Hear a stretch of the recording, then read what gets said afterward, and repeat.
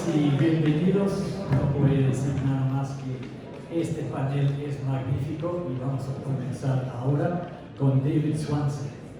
Es cofundador, director ejecutivo y miembro del consejo de World Beyond War. Vive en Virginia, en los Estados Unidos.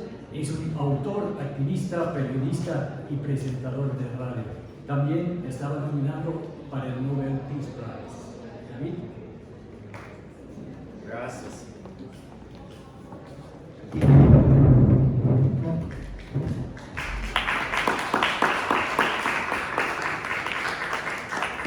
Hablo en inglés. I'm sorry, I will make fewer mistakes if I speak in English.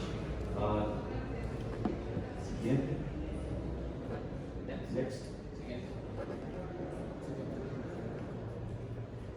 The brilliant and wonderful late U.S. historian Howard Zinn wrote that you cannot be neutral on a moving train. We all agree, I'm sure, that in the face of injustice, one should not be neutral. That silence and inaction are means of supporting those committing wrongs. That, as was said by the late Dr. Martin Luther King Jr., who was murdered 56 years ago today, silence is betrayal. But Zinn and King did what they could to get nations to stay out of wars. Again. To be neutral on war means not to engage in or support or facilitate a backward and barbaric practice that kills, injures, destroys, traumatizes, makes homeless, fuels hatred, tears down the rule of law, devastates the natural environment, diverts needed resources from environment and health and education and housing and food, impedes global cooperation on emergencies, leaves both sides worse than before, and risks nuclear apocalypse. Next. Inhale.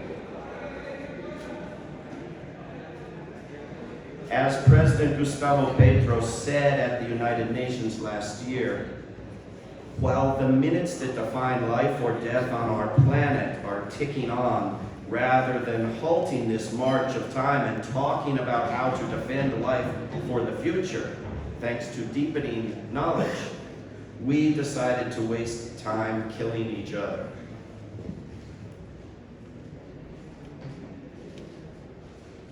So what does it mean to be neutral on war? We call it being neutral because we mean not jumping in on either side of the murderous madness. We don't call it indifference.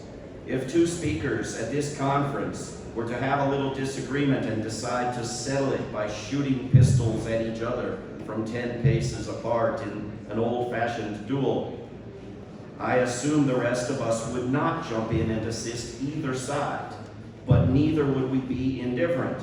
We would try to talk the two people out of their mad endeavor. We would ask them to join us in the 21st century where we view such things not as honorable and noble, but as screwball and psychotic. Next. Most humans who have ever lived have not known war. Most humans in the most war-making nations do everything they can to avoid war. Most human societies have not known war. Many have not known even murder or even anger. If we come to understand war as not only screwball and psychotic, but also as putting at risk all life on Earth, then we can advocate for neutrality, but not indifference, for a refusal to support either side, but also an invitation to both sides to join us in the 22nd century, which will likely never come to be unless war is abolished. Next. We cannot be indifferent to war because we cannot be indifferent to war thinking, in which neutrality is almost incomprehensible. For many supporters of war, especially while in the grip of high passion, failure to support their side simply means supporting the other side. The idea is foreign to them, that there can be a coherent and constructive program that involves supporting both peoples while opposing the mass murder and destruction being done by both governments. As people begin to think about such a strange concept, they often leap to the bizarre idea that if you oppose both sides of a war, you are declaring both sides equal and identical. But of course, most recent wars have been extremely one-sided slaughters. The blame has not been distributed equally. And yet, the path to a safe and sustainable world very clearly does not lie in joining the proper sides of wars. Rather, it is to be found in moving the world beyond war-making entirely.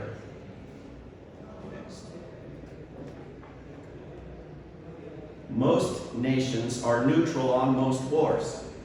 It's not difficult. When the US government tried to forbid neutrality on the war in Ukraine, much of the world refused that demand. Neutrality is not difficult when a war is distant and disconnected. The need is for neutrality applied universally, neutrality on all wars, near and far. Nations not ready to follow the wisdom of Costa Rica and abolish their militaries, and governments too afraid of their own people to train them in unarmed civilian resistance, will want to make an exception for defensive wars. And though we all know how preparation for defensive wars tends to lead to wars, and also to the militarization of domestic society, and though we all know that indigenous groups have defended their land without war, and that peoples have overthrown dictators without war, allowing that exception for defensive wars could still mean a huge step in the right direction. Next.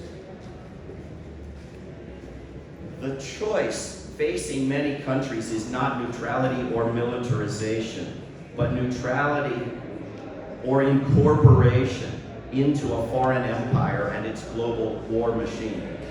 Neutrality or subservience to a global Monroe Doctrine. Most military spending on Earth is done by the United States and its NATO members and partners. There are few candidates left for this global force to be opposed to bait into arms races, to use as justifications for its own existence. The US government spends more on its own military than all but 3 other nations combined, and exports more weapons than all but 2 other nations combined. Since 1945, the US military has fought in 74 nations. Of all the military bases on foreign soil, 90% of them are US bases. During the war on terrorism in Africa, we have seen a 75,000% increase in terrorism.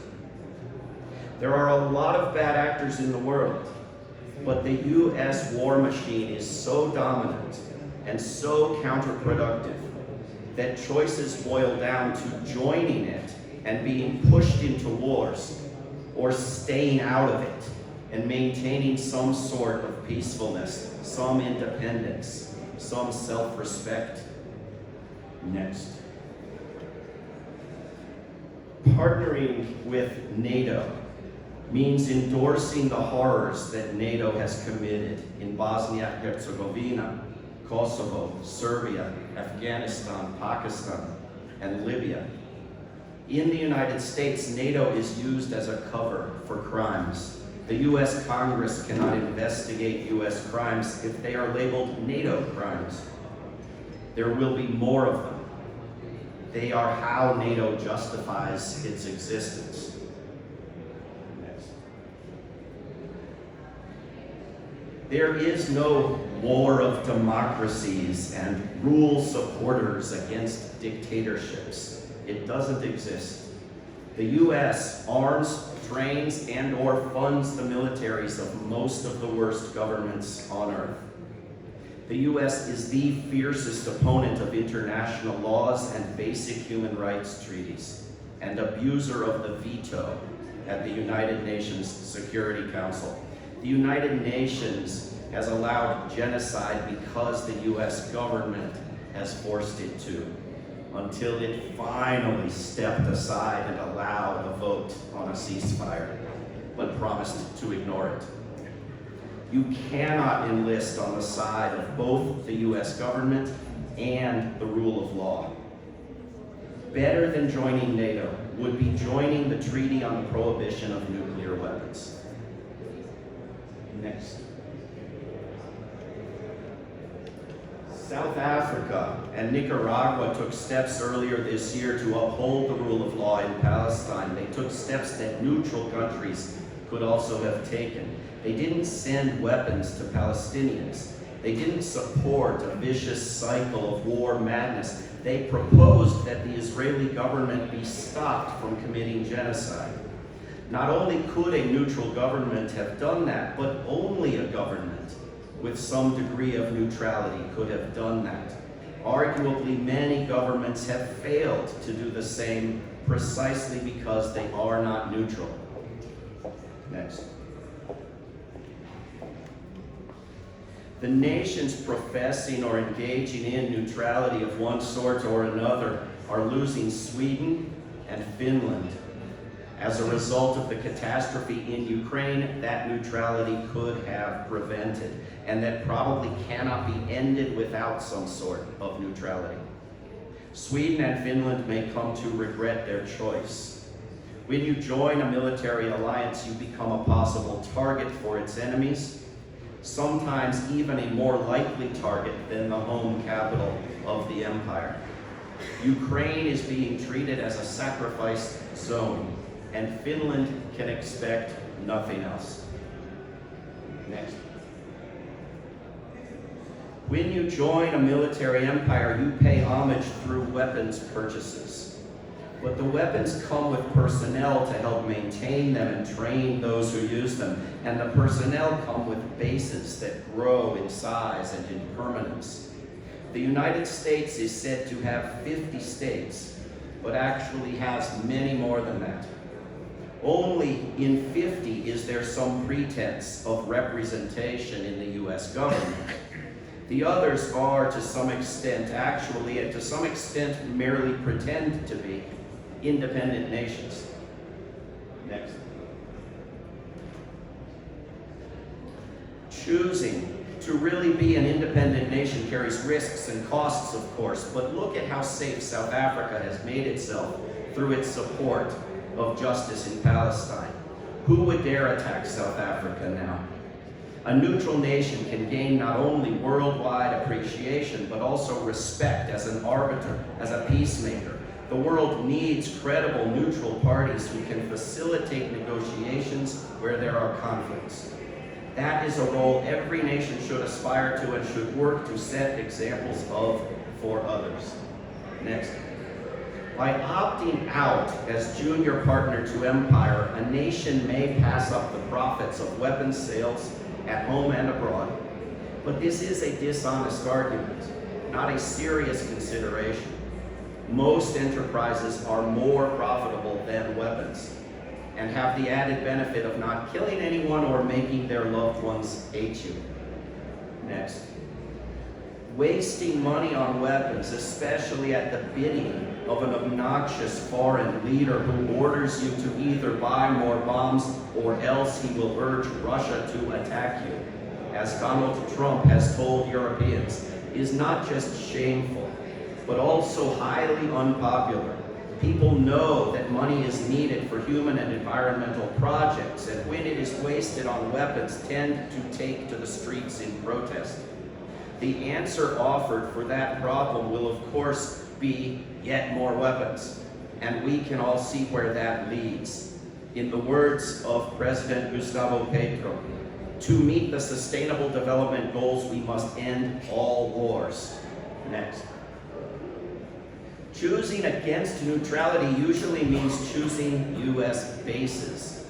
And that means that parts of your land belong to the U.S. military. You lose even the right to ask what poisons are dumped into your water, or to prosecute drunk drivers or rapists. Never mind corporate abusers of workers whom the U.S. shelters from your laws.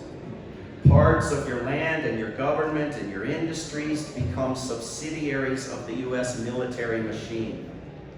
In the case of Colombia reunited with the Canal Zone as a U.S. outpost, bases can be little apartheid states with local residents employed in menial labor but lacking the same rights as the occupying troops.